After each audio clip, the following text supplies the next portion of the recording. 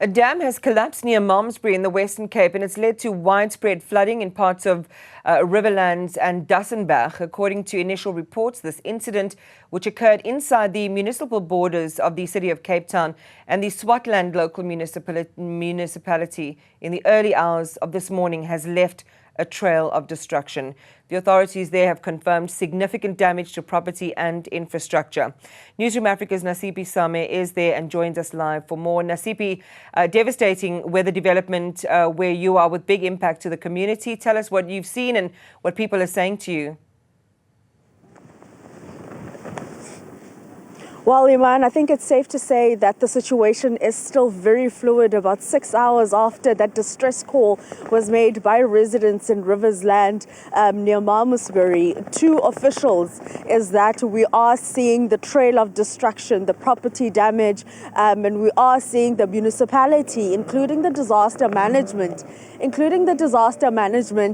center that is working around the clock. Their teams are currently on site and mop-up operations are currently underway. But to talk to us further, perhaps, about this particular incident, I'm joined by Hendrik Robertson, who is from the West Coast Disaster Management Center, the spokesperson there. But let's start with that phone call this morning around 4 a.m. this morning, around 4:30 a.m. this morning, rather. What did you see when you got here as officials? Yeah, less than ideal situation. So this morning around about 4:30, we got a distress call from members of the public, obviously asking, for help. And the call was that there are masses of water in the streets and that it's certainly not a stormwater issue. And we rushed to the area of Riverlands. Obviously, we were met by the water already 1 kilometer down the road. And it was only when interacting with the public that we knew that there were serious problems. At that time, 4:30, there's no light, visibility at the bare minimum. And Swartland municipalities, fire and rescue services, their law enforcement, and then ourselves from the West Coast Disaster Management Center risked it all to obviously find out what the cause was. And as we walked up within the community, we then learned of the dam wall that burst and which caused these flooding and destruction and damages what you are seeing now. Let's go to these dams. I understand it's more than one dam situated at the parameters of the municipality of Swartland municipality and the city of Cape Town. What do we know about these dams? How many have collapsed, and are they privately owned? Okay, at present, if you know the municipal area, the towns of Kalbaskral, Riverlands and Chatsworth, it marks the border of the Swartland municipal area. As you pass those few towns, you go into the Atlantis area, which obviously falls within the jurisdiction of the city of Cape Town. These dams that we are talking about, it belongs to the Department of Public Works. It's catchment dams that allows the agriculture in this area to thrive and make sure that there is enough water. So you are correct. It's right on the border of the two municipal areas, and at present we know that these dams that we are talking about falls within the jurisdiction of the city of Cape Town. But water knows no municipal borders. It's in a high-lying area, and when the dam wall broke, the water swiftly moved to the Riverlands area and obviously causing these destruction. At present, engineers are on site. This morning we couldn't get close to the dams because of the masses of water that came down from the areas of the dams, so we couldn't get close. Now we had specialists moving into those areas to ascertain whether the other two dams that are there, whether they are safe, and what caused the one dam to burst its walls and obviously to cause the water to flow into the community of Riverlands. We understand that the municipality has indicated no injuries and people are all accounted for. However, the people that are living here, we can obviously see the trail of destruction. Have people been evacuated? Do you know if that is perhaps on the cards for the day? We are awaiting a report from the engineers. We are waiting for them. They will be here in the next 15 minutes, obviously with a specific report and a specific instruction. That instruction will come from the municipal manager of Swartland municipality to obviously make a call as to what happens next. For us now, the immediate relief is humanitarian relief. We know that there are houses that has been destroyed. We know there are people that are at present that are left with some psychological and social support. That is happening at the Riverlands primary school at present. So in terms of the operations, it's twofold. One is to ensure that those affected are obviously taken care of, humanitarian, and this is not a job for one municipality. You've seen the humanitarian relief agencies, Gift of the Givers, provincial government agencies, and ourselves as a district supporting Swartland now to make sure that those people are taken care of. Then secondly, to ensure that the dams that are left there, that they are safe and that there are no need for immediate evacuation of the low-lying areas in Riverlands. So I think in the next few hours, we would have more clarity as to what the way forward is. What I can assure, mop-up, clearing and humanitarian relief will last for days. You can see the destruction, you can see the people in distress, and we as local government agencies, we want to obviously render those support to those affected. Heinrich, we can't ignore the weather. The Weather Service has now indicated that we can expect a rainfall. Will that in any way hinder the work that you speak of, the mop-up operations, including the assistance and also the assessment that is being conducted on the other two dams? As you know, 2 weeks ago, we had a severe storm in the area, severe weather conditions, and obviously this specific area in the Kalbaskaral area, it was flooded. Now with the weather warning and anticipated weather, certainly it will obviously hamper some of the operations that needs to take place, especially now with the visibility and the conditions. But as you can see, we will be working around the clock. Nothing will stop us to try and relieve those people in need as soon as possible. But we are expecting rain. A few minutes ago while we were standing here, the sun was shining, and now you can see the rain is coming down. So that will have an impact, but surely that will not deter us to make sure that we do fulfill our duty as the municipality in the area.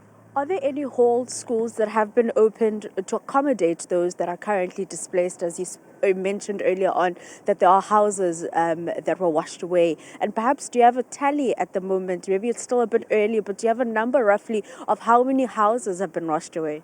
Yeah, it's still obviously the area closer to the dams were affected very badly. As you can see behind us is the Riverlands Primary School.